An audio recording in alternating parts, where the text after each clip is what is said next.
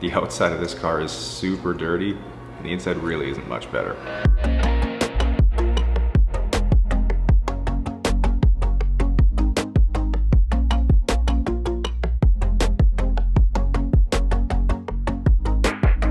Alright, so starting on the pre-wash rinse here, and you can see that the pressure washer isn't quite able to cut through all the dirt on the car, and that's simply because it's been on here for a really long time.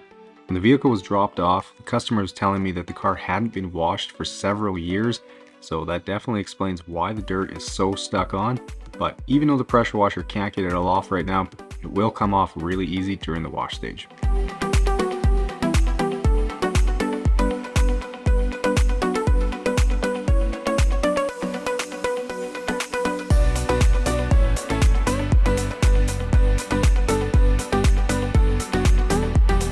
Now in the wheel wells here, they unfortunately do have carpeted liners, and with the amount of gravel roads this car has seen, there's a ton of dirt trapped in these liners, as you can see by what's pouring out of them. So I'll need to be really thorough to make sure I get it all out. And to give you a little background on the vehicle, it belongs to a younger university student who travels home on the weekends and obviously drives on gravel roads quite a bit. And his mom was actually the one to book the car in, so I guess she got tired of it being so dirty. Moving to these super dirty door jambs, and like I always say, the pressure washer is the best tool for the job here, as this really only takes a few minutes to get all the dust sprayed out to get them nice and clean.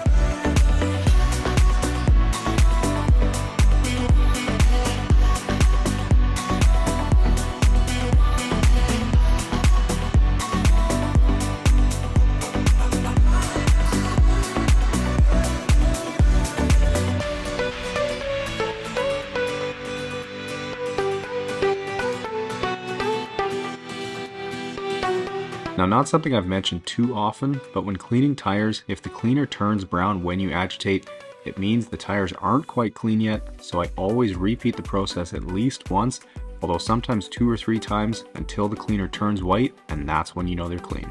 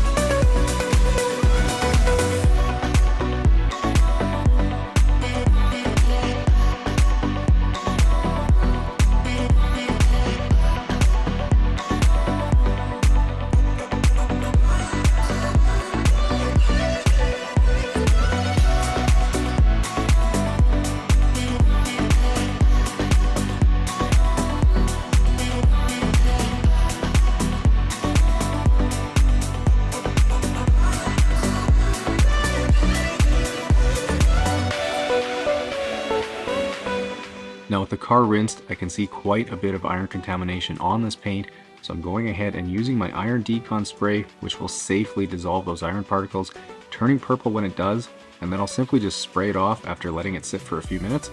And if anyone is curious, yes, you can use regular detailing clay to achieve the same results. The only issue is that it's going to take you a lot longer to remove those particles by hand. So if any of you out there have ever noticed tiny little rust spots on your paint, that's iron contamination, and it can be easily dissolved and rinsed away with a product like this.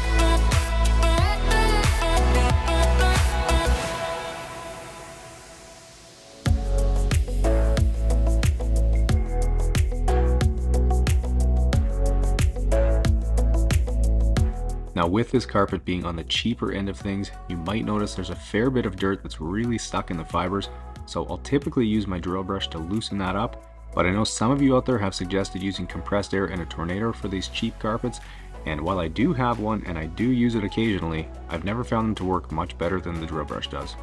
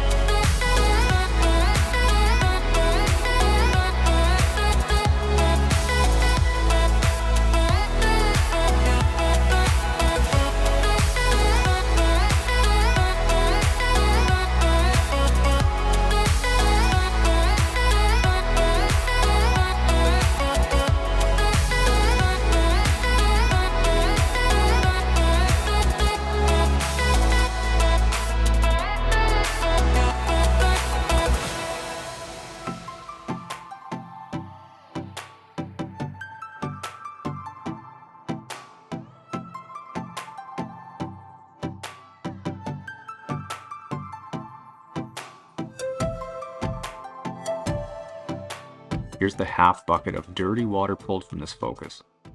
Gross.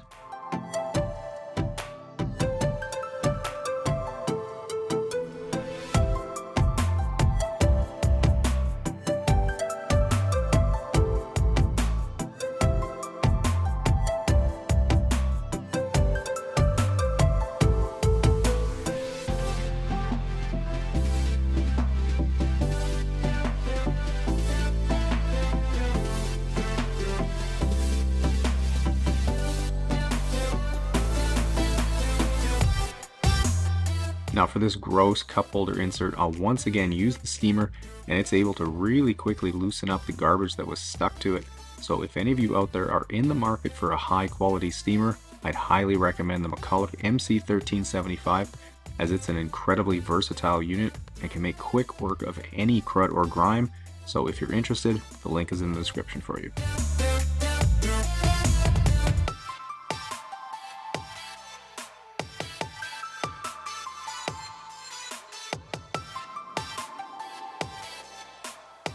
Now, despite using the iron decontamination spray earlier, like I mentioned, it only handles the iron particles, so things like tar or tree sap or any other sort of road grime will still be stuck to the paint. So using some detailing clay, it's able to remove that pretty easily, and as you can see, there was still a pile of crud on the paint.